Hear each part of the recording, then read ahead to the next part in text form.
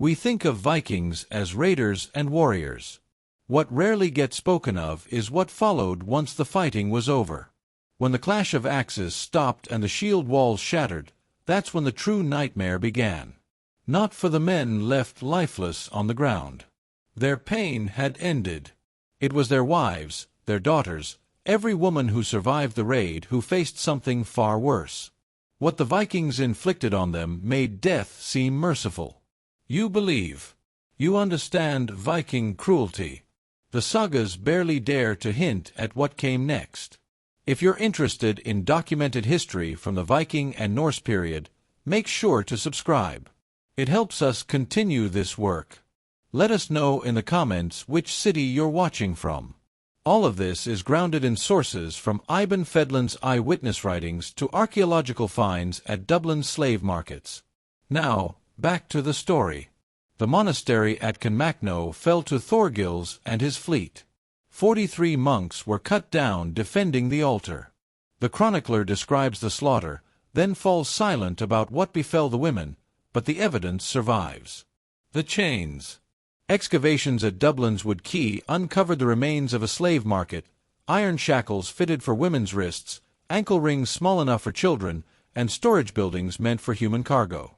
Dublin's Norsemen didn't just plunder gold and silver. They plundered bodies. A captured wife became a commodity, not a person. In the markets, the going price was coldly calculated.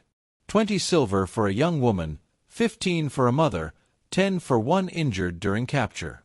These figures are carved into runic inscriptions in Schleswig, receipts in stone.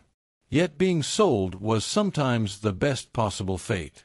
In 862, the Vikings stormed the settlement of Port Morrow. The Irish annals record 47 warriors killed, but nothing about the 53 women seized in the Longo-Uses. Soil tests from nearby bogs fill in the silence. 23 female bodies, all showing deliberate violence. None of these deaths were chaotic. The wounds followed patterns.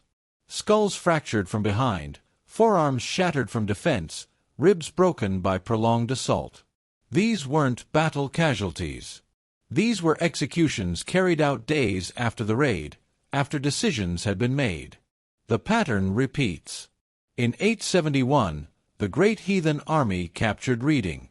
Chroniclers note King Ethelred's defeat, but omit the royal women's fate. Excavations at the old Saxon palace reveal stones stained with iron oxide, blood residue, enough for dozens of deaths. Norse war culture had laws, strict ones.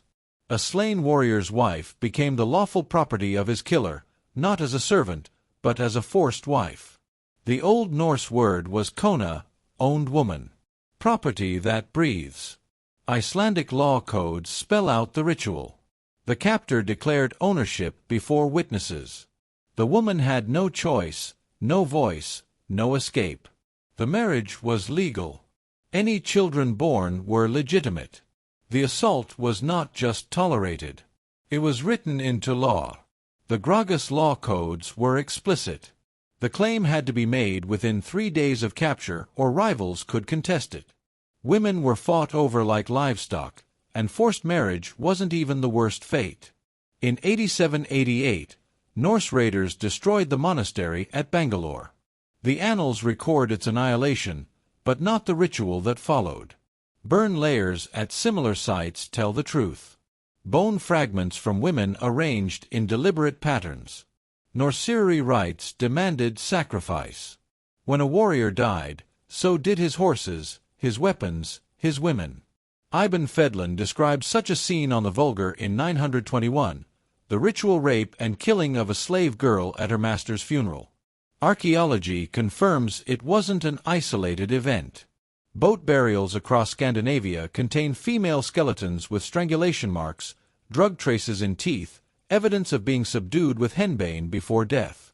They went to the pea, dazed, hallucinating, compliant.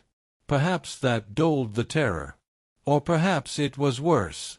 By 907, the great army wintered at Thetford. Chronicles mention cattle stolen and churches burned. Nothing of what happened inside the camp.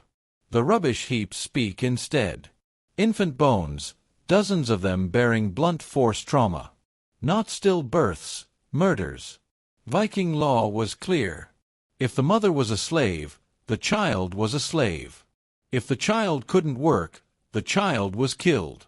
Brutal economics. The Domesday Book later records the practice still alive under the Normans. Population studies in Yorkshire show gaps exactly where Norse settlements had been. The bones at Recton confirm it. The Great Army's camp of 873,874 contained 249 skeletons. Only 63 were women. Women don't vanish unless they are carried away. Isotope analysis of the female remains proves they weren't locals, but captives brought from Ireland, Scotland, and Wales. Those in graves were the fortunate, dead from childbirth or disease. The rest disappeared into the slave routes. Viking Dublin wasn't just a port. It was a hub of human trafficking. Weekly ships brought fresh captives. Women were sorted by age. The young sent to Norse farms as breeding stock. The older shipped east into the Islamic slave markets along the Russian rivers. Dendrochronology. The study of tree rings on Dublin's waterfront posts reveals a story. Continuous rebuilding from 841 to 970. More than 60 years of steady expansion. That growth wasn't for fishing or trade in furs. It was for something darker. The slave markets were thriving. Each new dock meant more space for ships, more storage for human cargo. The warehouses themselves tell the tale. Foundations built of stone, designed to hold up to 200 captives at once. Drainage channels carved into the floors, not for stormwater, for human waste. These weren't temporary pens to hold prisoners before transport. They were long-term storage facilities, human stockrooms. Arabic chroniclers of the 9th century described Viking slave caravans that reached as far as Baghdad. The women fetched premium prices in eastern markets. Pale-skinned women from Germanic and Celtic lands were treated as rare luxuries displayed like exotic goods. The Vikings understood their buyers and supplied the trade with ruthless efficiency. If you value documented Viking and Norse history like this, don't forget to subscribe. It helps us. The main eastern slave route wound its way through Novgorod and Kiev, stretching more than 1,000 miles along the Dnieper River. Rune-carved ship manifests have been found listing slaves alongside amber and furs. The figures are chilling. About 20 women per ship, the standard load. But captivity wasn't the worst fate a woman could face. It wasn't being sold. It wasn't forced marriage. It wasn't even ritual sacrifice. The most terrifying fate awaited the women who dared resist. In 914, Irish forces managed to retake Dublin from Norse control. The annals of the Four Masters describe the triumph, the city freed, the Vikings driven out, but the records say nothing of what was found outside the walls. Archaeology has since filled the silence. Excavations revealed punishment pits, stone-lined holes intended for a slow death. Inside were skeletons bearing distinctive injuries. Legs broken so escape was impossible. Arms shattered to prevent suicide. These women weren't killed quickly. They were kept alive to suffer. Each pit measured 6 feet deep and 3 feet across. Too small to lie flat, too shallow to stand upright. The victims perished, crouched in agony, death creeping over days, sometimes weeks. Viking law codes confirmed the punishment. Any slave woman who harmed or killed her master was to be buried alive, but it was never a swift burial. The pit was shallow enough to allow air, but too deep to escape. Victims died of thirst, cold, or exhaustion. Archaeological soil analysis from Dublin's execution grounds supports this. Decomposition layers indicate prolonged death, not immediate burial. Some pits contain sharp stones to tear flesh. Others had standing water to drown the victims slowly. The goal wasn't only death. It was prolonged agony, a lesson to others. Captives were forced to watch, learning exactly what defiance would bring. By 919, Norwegian King Harald Fair consolidated his rule. The civil wars among the Norse ended. Expansion slowed. Yet the slave economy did not disappear. It became more organized. With established trade routes came reliability. Captives could now be delivered on predictable schedules. Merchants promised delivery dates for people as if they were livestock. Byzantine trade records preserved the details. The Rus-Byzantine Treaty of 944 even lists slave prices by category. Young women commanded the highest rates. Pregnant women sold at a discount. Children under 10 were nearly worthless. The market had rules, calculations, and predictable supply chains. By 937, the last major Viking raid on Ireland came to an end at the Battle of Bruna. 5 kingdoms united to defeat the Norse invasion.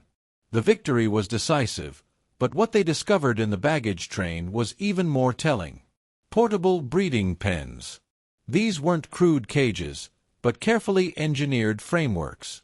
Iron fittings and wooden structures built to restrain humans during long marches or transport. Chains sized for children. Modular sections that could be assembled into larger compounds or disassembled for rapid movement. They were in essence mobile slave markets traveling with the army itself. Each pen could hold a dozen adults or 20 children. Iron rings fixed into the wood-anchored chains in place. Where patterns show, they were used constantly. This wasn't the occasional brutality of war. This was an organized system built into the logistics of campaigning. For the Vikings, war wasn't only about conquest or plunder. It was about harvesting people. The wives and daughters of defeated warriors weren't simply collateral damage. They were the primary target. They were living resources to be seized, processed, and distributed. Archaeological surveys of Viking towns confirm it. Every major settlement had holding pens. Every harbor had processing sites. The infrastructure was everywhere, woven into daily life, hidden in plain sight. In 954, Eric Bloodaxe fell at Stane. With his death, the last Viking kingdom in England collapsed. But the networks of slavery didn't vanish. They were absorbed. Christian rulers inherited the infrastructure and renamed it. Records from monasteries describe the rise of indentured servants in massive numbers immediately after Viking defeats. These weren't voluntary contracts. They were the same women, the same captives under a different label. Slaves rebranded for Christian markets. In 1066, Harold Hardrada died at Stamford Bridge, marking the end of the Viking Age in England. Yet, archaeology reveals what the chronicles do not. Mass graves of women dated precisely to the years of Viking defeats. These women weren't killed in raids. They were executed, eliminated, evidence erased. The reason becomes clear at Repton. A mass grave sealed in 986 was recently uncovered. 236 bodies, all female, each bore signs of deliberate killing, blunt force trauma, strangulation, poisoning. But isotope testing revealed the shocking truth. These were not captives. They were Norse-born women. The grave dates to a moment when Viking power in England was collapsing. Norse towns were falling. The women buried there weren't enemy prisoners. They were the Vikings' own wives and daughters. Why? Because the men knew. They knew exactly what awaited captured women. They had inflicted it themselves for generations.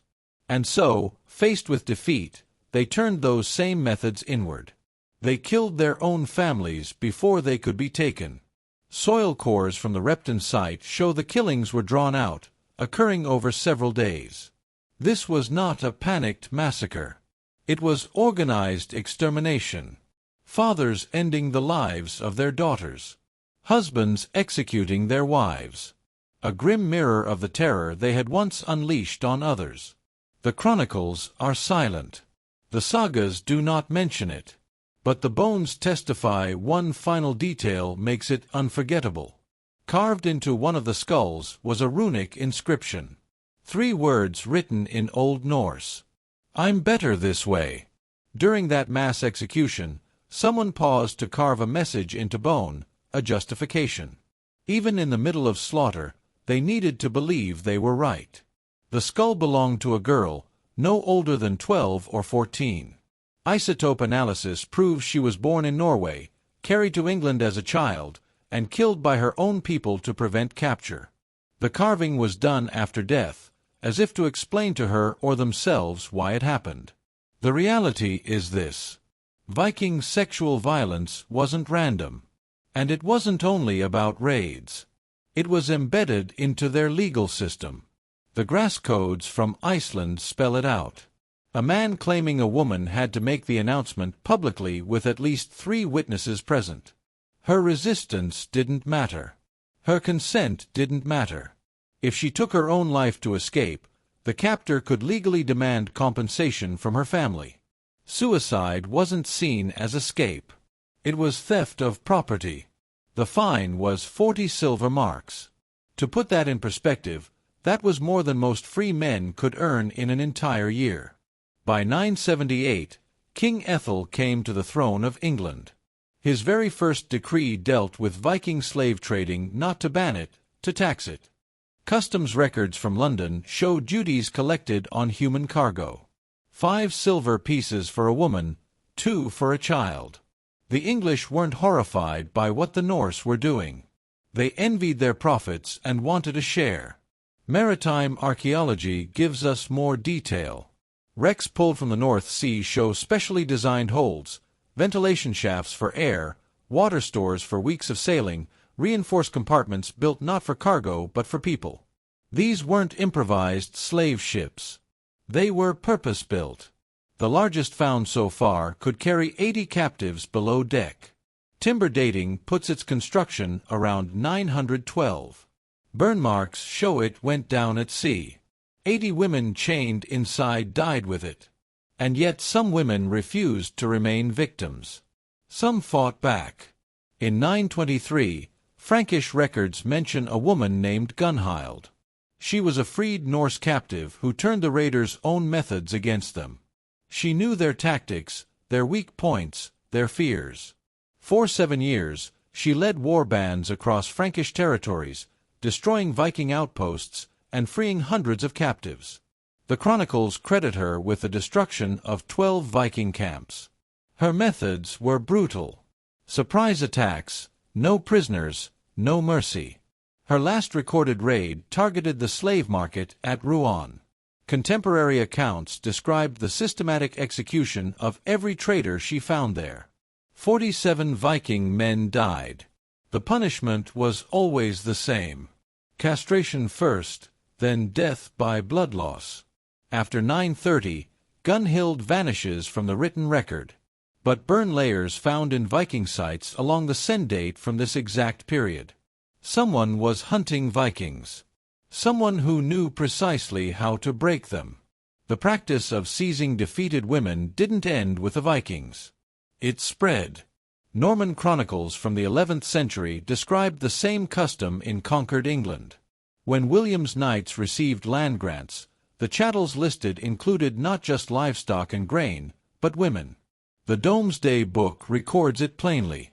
Female dependents tallied alongside cattle and plows. Women were entered as property, valuable but replaceable. Archaeological evidence from Norman castles shows how that system functioned. Courtyards often contained holding cells designed for women alone. Stone walls, iron doors, no windows. Some could contain 30 captives at once. Bones found in castle refuge heaps tell the rest of the story. Infant mortality rates close to 100%. These weren't accidents of neglect. This was deliberate policy. The children born of forced unions carried evidence of rape. They carried liability, and so they were eliminated. 1066 brought the Norman conquest. Harold Godwin's son fell at Hastings and England changed hands, but the new rulers followed the same patterns the Vikings had established. Saxon women were systematically captured and married off to Norman knights. Marriage was the legal framework that turned rape into legitimacy. Chroniclers of the time described it as civilizing the Saxon bloodline. Modern terms would call it something else entirely: ethnic cleansing through sexual violence. Medieval marriage contracts show the economics. Saxon AES commanded high prices, not because of love or family alliances, but because their lands could be absorbed into Norman control. Women's consent had no bearing. Their bodies were a tool of property transfer. Church records tell of the resistance. Some women refused and chose death. Others fled to convents. The number of nuns in England tripled in the decade after Hastings. Noble women's suicide rates soared. The Church canonized many of them as martyrs. The state listed them as losses of property. The most damning proof comes not from chronicles, but from science. Genetic studies of modern populations reveal patterns that align exactly with the roots of Viking slaving and Norman conquest. Mitochondrial DNA passed from mothers to children tells the story. Celtic and Saxon female lines appear inside Scandinavian gene pools starting in the 9th century. This wasn't cultural exchange. It wasn't migration. It was rape repeated across generations on an industrial scale. In Iceland today, around 60% of female ancestry traces back to Celtic women taken as captives. In Norway, about 40% traces to women from the British Isles. Behind those percentages are thousands of lives, thousands of women taken, pregnancies forced, children born who never knew their mother's true name. The scope was massive. The system was deliberate, and while chronicles omitted the evidence, bones and DNA preserve the truth. But archaeology continues to unearth even darker layers. At Jick, modern York, a new discovery shocked historians. Excavations uncovered the remains of a building dated to around 876. Inside were 64 individual cells, chains bolted into the stone walls. Soil analysis shows the site was occupied for 40 years. This wasn't a prison. It was a breeding facility. The bones tell the story. Hundreds of women cycled through those cells, all showing signs of repeated pregnancies, all discarded when no longer able to bear children. The building stood in the very center of York. Not hidden, not secret. Everyone knew. Church records confirm it. Baptismal rolls list 732 births from that site. Only 12 children survived past the age of 5. The rest vanished. The Church labeled them foundlings of unknown parentage, then sold them into servitude. The profits went directly to church construction projects. Medieval account books from Yorkminster even list regular payments to the facility's operators. Not bribes, not charity, contracted fees for services. The Church wasn't just aware, it was a partner. This pattern was everywhere. In Norse territories, in Norman settlements, every major town had similar structures. Every church kept similar records. The network was thorough. The profits were immense. The suffering was beyond description. And at Repton, in that infamous grave of Norse women, new soil core analysis has revealed one final horror. The grave wasn't from a single massacre. Deeper layers show multiple episodes of burial over half a century. This wasn't one desperate elimination. It was repeated, systematic, an ongoing policy of erasing women, their bodies, their voices, their very existence. Generation after generation, Viking women were silenced, not by chains alone, but by poison. Bone analysis shows mercury compounds administered slowly, driving them into madness before death. A mad woman's testimony carried no weight, erasing their voices forever. Excavations at Repton reveal mother-child burials, families executed together to ensure no witnesses survived. These weren't random killings. They were targeted eliminations. Women who had seen too much. Women who knew the machinery of captivity from the inside. And among the skulls, one bore a final inscription in Old Norse. Better this way. A last justification carved by hands that knew exactly what awaited. Captured wives.